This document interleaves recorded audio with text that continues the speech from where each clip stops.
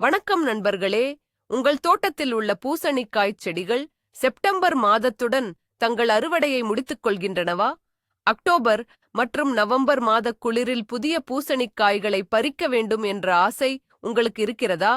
பெரும்பாலான தோட்டக்காரர்கள் கோடைக்காலம் முடிந்ததும் பூசணிக்காய் அறுவடை முடிந்துவிட்டது என்று நினைக்கிறார்கள். ஆனால் உறைபனி வரும் வரை தொடர்ந்து காய்க்கும் ஒரு அதிசய ரகசியம் இருக்கிறது என்று நான் சொன்னால் நீங்கள் நம்புவீர்களா?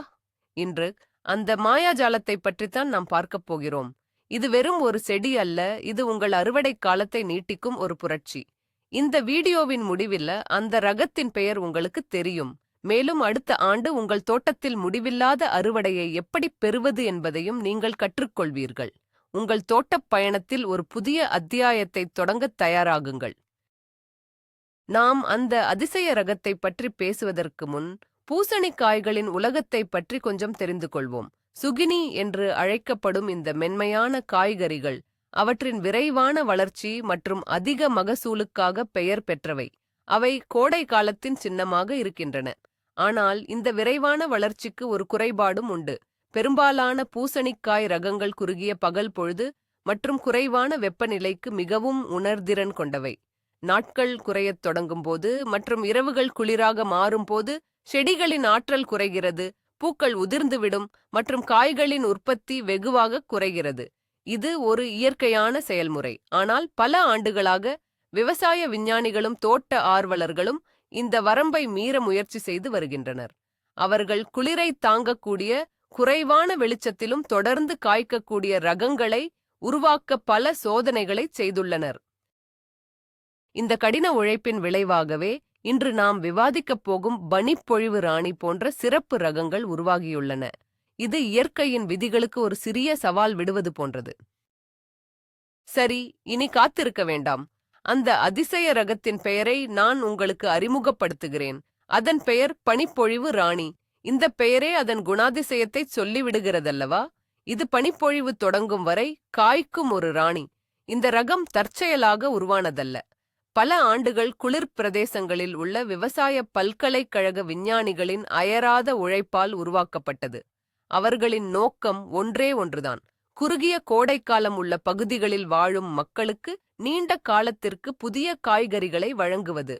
அவர்கள் நூற்றுக்கணக்கான பூசணிக்காய் வகைகளை கத்தீஷ செய்து அவற்றில் குளிரை தாங்கும் மரபணுக்களை தேர்ந்தெடுத்து இந்த தனித்துவமான பனிப்பொழிவு ராணியை உருவாக்கினர். இது வெறும் ஒரு பூசணிக்காய் ரகம் மட்டுமல்ல, இது அறிவியலின் வெற்றியும் தோட்டக்காரர்களுக்கு கிடைத்த ஒரு வரப்பிரசாதமும் ஆகும். இது வணிக ரீதியாக பெரிய அளவில் கிடைக்காது, ஆனால் விதை சேகரிப்பாளர்கள் மற்றும் சிறப்பு பண்ணையாளர்கள் மத்தியில் இது ஒரு பொக்கிஷமாக பார்க்கப்படுகிறது. இதன் பின்னணியில் உள்ள கதை அதன் சுவையை விடவும் சுவாரஸ்யமானது. இந்த பனிப்பொழிவு ராணி செடியை நீங்கள் பார்த்தால் மற்ற பூசணிக்காய் செடிகளுக்கும் இதற்கும் உள்ள வித்தியாசத்தை உடனடியாக கண்டறியலாம். இதன் இலைகள் வழக்கத்தை விட அடர் பச்சை நிறத்தில் சற்று தடிமனாகவும் மெழுகு பூச்சுடனும் இருக்கும். இந்த அமைப்பு இலையுதிர் காலத்தின் லேசான பனியிலிருந்து இலைகளை பாதுகாக்க உதவுகிறது. செடியின் தண்டு மிகவும் உறுதியானது மற்றும் வலுவானது. இது குளிர்ந்த காற்றை தாங்க உதவுகிறது. மற்ற பூசணிக்காய் செடிகள் போல இது தரையில் அதிகமாக பரவாது, மாறாக சற்று புதர் போல கச்சிதமாக வளரும். இது சிறிய தோட்டங்களுக்கு மிகவும் ஏற்றது. இதன் பூக்கள் பிரகாசமான தங்க மஞ்சள் நிறத்தில் இருக்கும், மேலும் அவை காலை வேளையில் மிகவும் கவர்ச்சியாகத் தோன்றும்.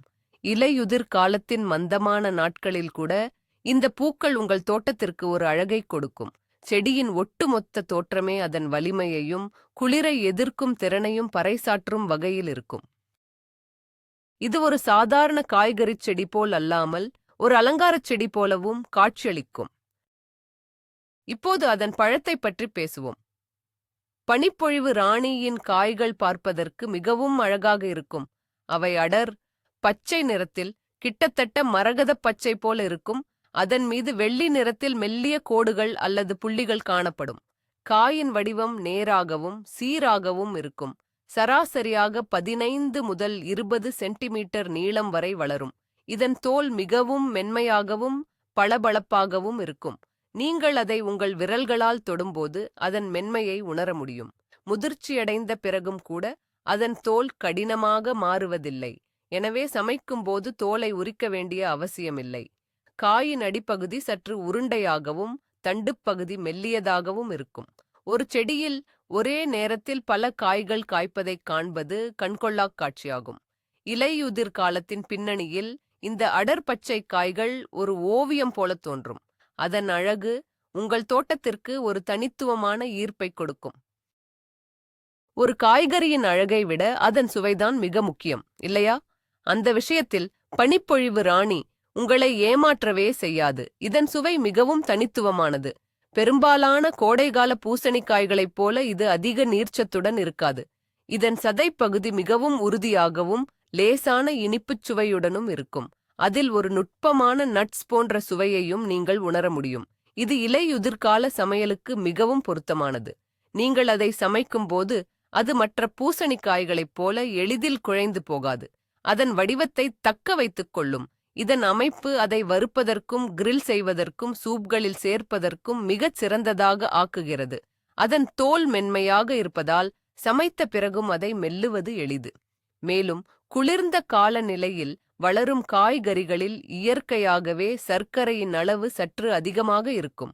இதுவே பனிப்பொழிவு ராணியின் லேசான இனிப்புச் சுவைக்கு காரணம். இது குழந்தைகளுக்கும் மிகவும் பிடிக்கும். சரி, இந்த பனிப்பொழிவு ராணி எப்படி இவ்வளவு குளிரை தாங்குகிறது? அதன் ரகசியம் என்ன? இதுதான் மிகவும் சுவாரஸ்யமான பகுதி. இதன் ரகசியம் அதன் மரபணு அமைப்பில் உள்ளது. பல தலைமுறை தேர்வுகளின் மூலம் விஞ்ஞானிகள் இந்த செடியின் செல்களில் சில சிறப்பு பண்புகளை உருவாக்கியுள்ளனர். முதலாவதாக, அதன் செல் சுவர்கள் மற்ற ரகங்களை விட தடிமனாக இருக்கின்றன. இது செல்களை லேசான உறைபனியிலிருந்து பாதுகாக்க உதவுகிறது. எமேசியை ஒரு சிறிய ஸ்வெட்டரைப் போல.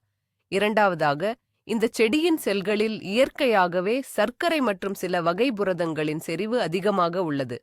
இந்த சர்க்கரைகள் ஒரு இயற்கை ஆன்டிஃப்ரீஸ் போல செயல்பட்டு செல்களுக்குள் உள்ள நீர் பனிக்கட்டியாக மாறுவதைத் தடுக்கிறது. மூன்றாவதாக, இதன் வேரமைப்பு மிகவும் ஆழமாகவும் வலுவாகவும் இருக்கும். இது குளிர்ந்த மண்ணிலிருந்து கூட ஊட்டச்சத்துக்களை உறிஞ்ச உதவுகிறது.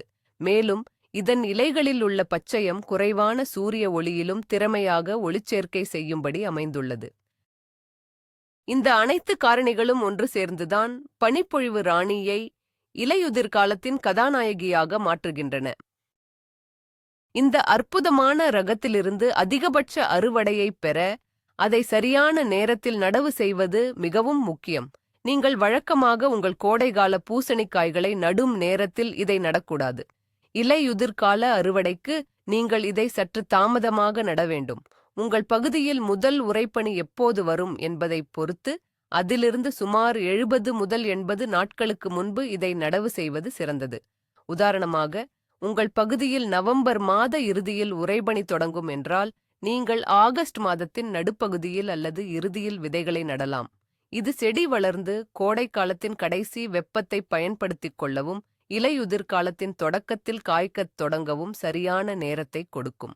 நீங்கள் இதை மிகவும் சீக்கிரமாக நட்டால் அது கோடையிலேயே காய்த்து முடிந்துவிடும். மிகவும் தாமதமாக நட்டால் உறைபனி தொடங்குவதற்கு முன்பு காய்கள் முதிர்ச்சி அடைய போதுமான நேரம் கிடைக்காது. எனவே சரியான திட்டமிடல் அவசியம்.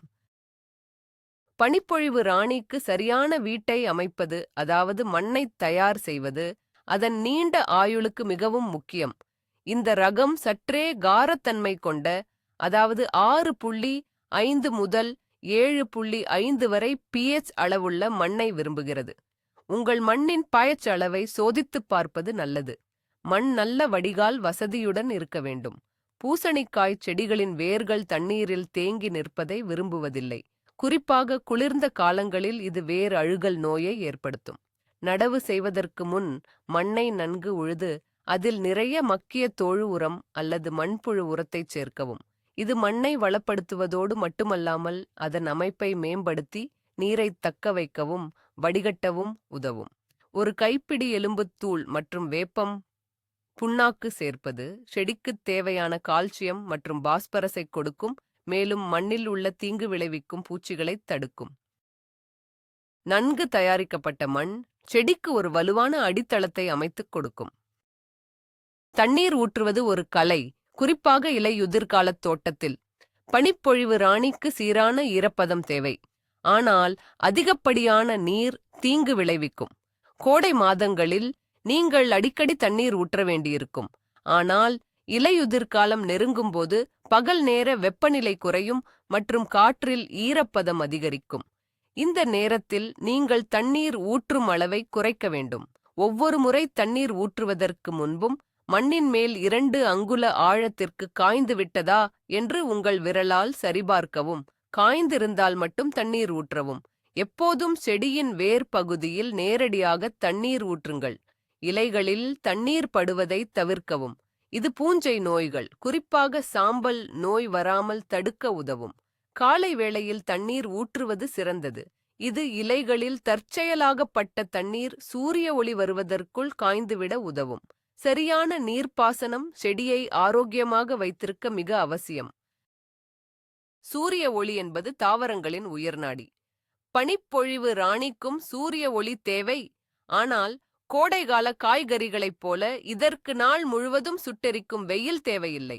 இது இலையுதிர் காலத்திற்கென உருவாக்கப்பட்ட ரகம் என்பதால் இது ஓரளவு நிழலையும் தாங்கிக் கொள்ளும். ஒரு நாளைக்கு குறைந்தது 6 மணி நேர நேரடி சூரிய ஒளி கிடைக்கும் இடத்தில் இதை நடவு செய்வது சிறந்தது.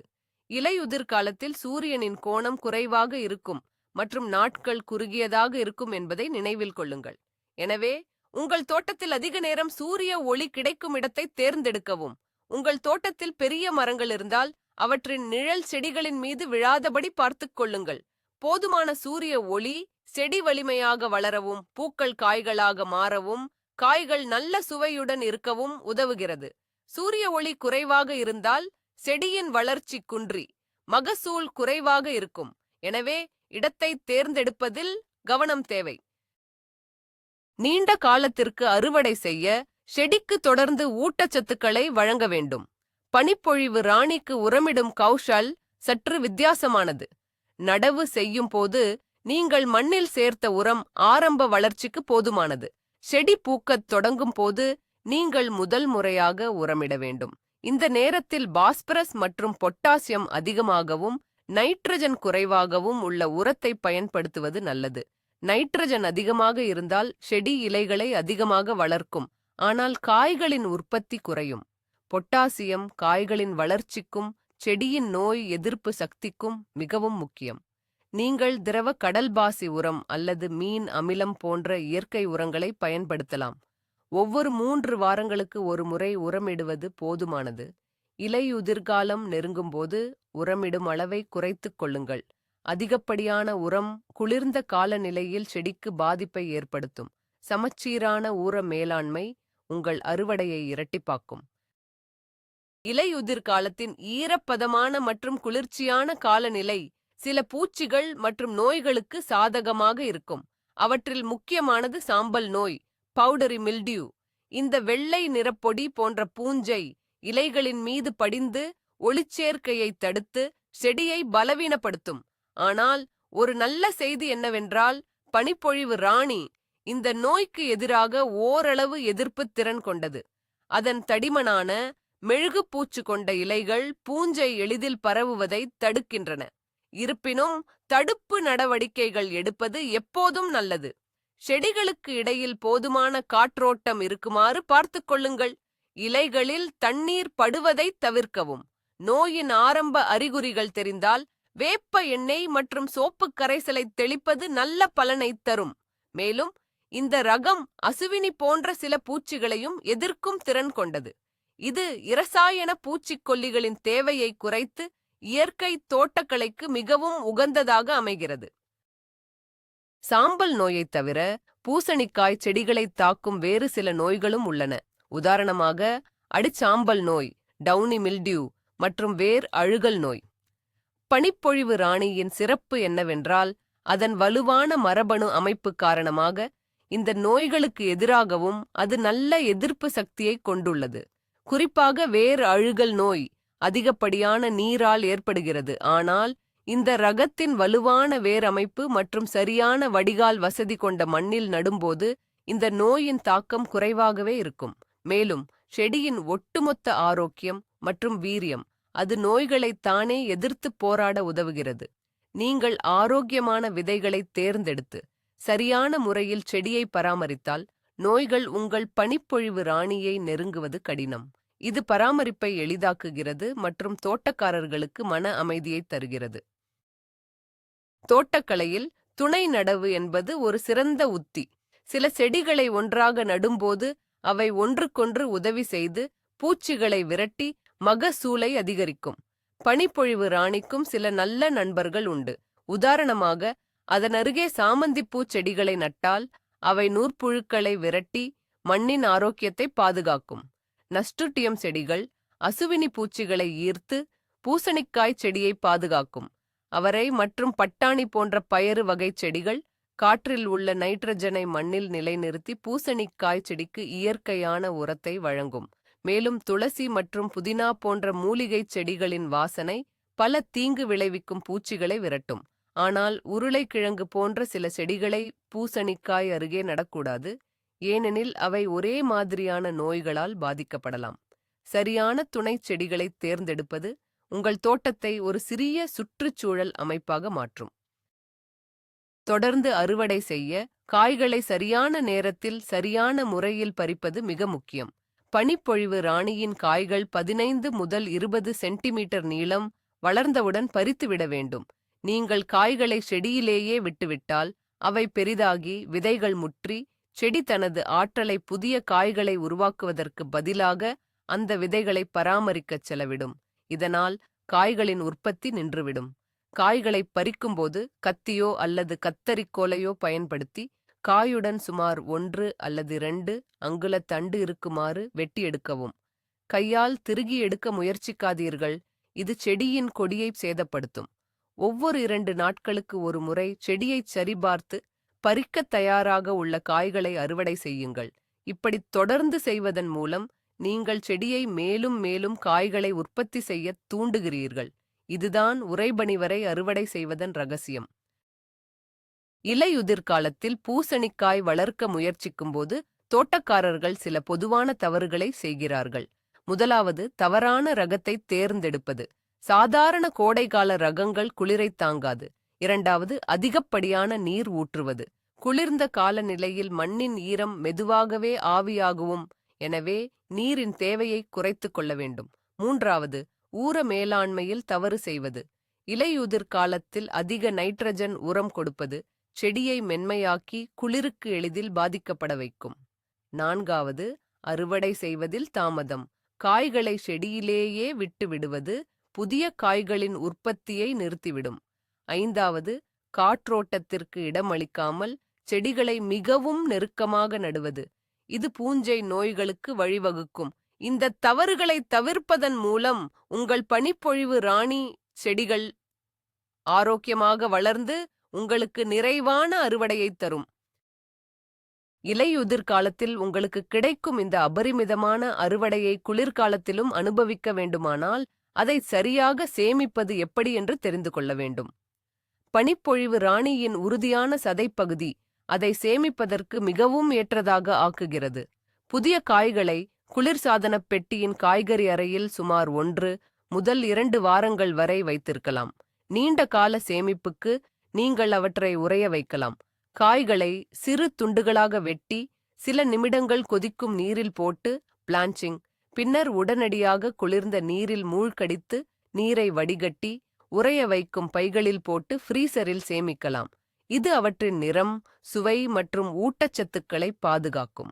மற்றொரு சிறந்த வழி அவற்றை ஊறுகாய் போடுவது அல்லது துருவி உலர்த்தி வைப்பது. இப்படி செய்வதன் மூலம் குளிர்காலத்தின் நடுவிலும் உங்கள் தோட்டத்தின் சுவையை நீங்கள் ரசிக்க முடியும். பனிப்பொழிவு ராணியின் தனித்துவமான சுவையும் உறுதியான அமைப்பும் அதை பலவிதமான சமையல் குறிப்புகளுக்கு ஏற்றதாக ஆக்குகிறது. அதன் நீர்ச்சத்து குறைவாக இருப்பதால் அதை வறுக்கும்போது அல்லது கிரில் செய்யும்போது அது ஒரு அருமையான கேரமலைஸ்டு சுவையை பெறுகிறது. நீங்கள் அதை நீளவாக்கில் வெட்டி ஆலிவ் எண்ணெய், உப்பு, மிளகு மற்றும் சில மூலிகைகள் சேர்த்து ஓவனில் வறுத்தால் அது ஒரு அற்புதமான சிற்றுண்டியாக மாறும். அதன் உறுதியான அமைப்பு அதை சூப்கள் மற்றும் ஸ்டூக்களில் சேர்க்கும்போது அது குழைந்து போகாமல் தனது வடிவத்தை தக்க வைத்துக் கொள்ள உதவுகிறது. நீங்கள் அதை துருவி, பஜ்ஜி, வடை அல்லது கேக் போன்றவற்றிலும் சேர்க்கலாம். அதன் லேசான இனிப்புச் சுவை காரமான இந்திய மசாலாக்களுடன் பிரக்ராஸ்ன இணைகிறது. ஒரு எளிய பொரியல் முதல் ஒரு ஆடம்பரமான கிரேவி வரை, பனிப்பொழிவு ராணி உங்கள் சமையலறையில் ஒரு நட்சத்திரமாக ஜொலிக்கும். இந்த அற்புதமான பனிப்பொழிவு ராணி ரகத்தை அடுத்த ஆண்டும் உங்கள் தோட்டத்தில் வளர்க்க விரும்பினால் விதைகளைச் சேமிப்பது ஒரு சிறந்த வழி. ஆனால் ஒரு முக்கியமான விஷயத்தை நீங்கள் கவனிக்க வேண்டும். உங்கள் தோட்டத்தில் வேறு பூசணிக்காய் ரகங்கள் இருந்தால் மகரந்தச் சேர்க்கை மூலம் கலப்பினம் ஏற்பட வாய்ப்புள்ளது. தூய விதைகளைப் பெற நீங்கள் ஒரு பூவை கையால் மகரந்தச் சேர்க்கை செய்ய வேண்டும். ஒரு ஆண் பூவின் மகரந்தத்தை எடுத்து ஒரு பெண் பூவின் சூழ்முடியில் மெதுவாகத் தடவவும். பின்னர் அந்த பெண் பூவை ஒரு சிறிய துணிப்பையால் கட்டிவிடவும், தாக்கி வேறு பூச்சிகள் வராமல் தடுக்கலாம். அந்த காய் நன்கு முதிர்ந்து கடினமாகும் வரை செடியிலேயே விட்டுவிடவும். பின்னர் காயை பறித்து விதைகளை எடுத்து நன்கு கழுவி நிழலில் பல நாட்கள் உலர வைக்கவும். விதைகள் முழுமையாக காய்ந்ததும் அவற்றை ஒரு காகித உறையில் போட்டு குளிர்ச்சியான உலர்ந்த இடத்தில் அடுத்த நடவு பருவம் வரை சேமிக்கவும். இது உங்கள் தோட்டப் பாரம்பரியத்தை தொடர உதவும். சந்தையில் குளிர்கால பூசணிக்காய் அல்லது இலையுதிர்கால ரகம் என்று வேறு சில ரகங்களும் கிடைக்கலாம். ஆனால் பனிப்பொழிவு ராணி அவற்றிடமிருந்து எப்படி வேறுபடுகிறது? பெரும்பாலான பிற ரகங்கள் லேசான குளிரைத் தாங்கினாலும் முதல் உறைபனி வந்தவுடன் இறந்துவிடும். ஆனால் பனிப்பொழிவு ராணி முதல் சில லேசான உறைபனிகளை கூட தாங்கி நின்று தொடர்ந்து காய்க்கும் திறன் கொண்டது. அதன் நோய் எதிர்ப்பு சக்தியும் மற்ற ரகங்களை விட அதிகமாகும். மேலும் அதன் சுவை மற்றும் சமையல் பண்புகள் மிகவும் உயர்ந்தவை. மற்ற இலையுதிர்கால ரகங்களின் தோல் சில சமயங்களில் கடினமாக இருக்கலாம். ஆனால் பனிப்பொழிவு ராணியின் தோல் எப்போதும் மென்மையாகவே இருக்கும். சுருக்கமாகச் சொன்னால், இது வெறும் குளிரைத் தாங்கும் ரகம் மட்டுமல்ல, இது ஒரு முழுமையான தொகுப்பு. இது நீண்ட அறுவடை காலம், சிறந்த சுவை, நல்ல நோய் எதிர்ப்பு சக்தி மற்றும் எளிதான பராமரிப்பு ஆகிய அனைத்தையும் ஒருங்கே வழங்குகிறது. இப்போது உங்கள் மனதில் ஒரு கேள்வி எழலாம்.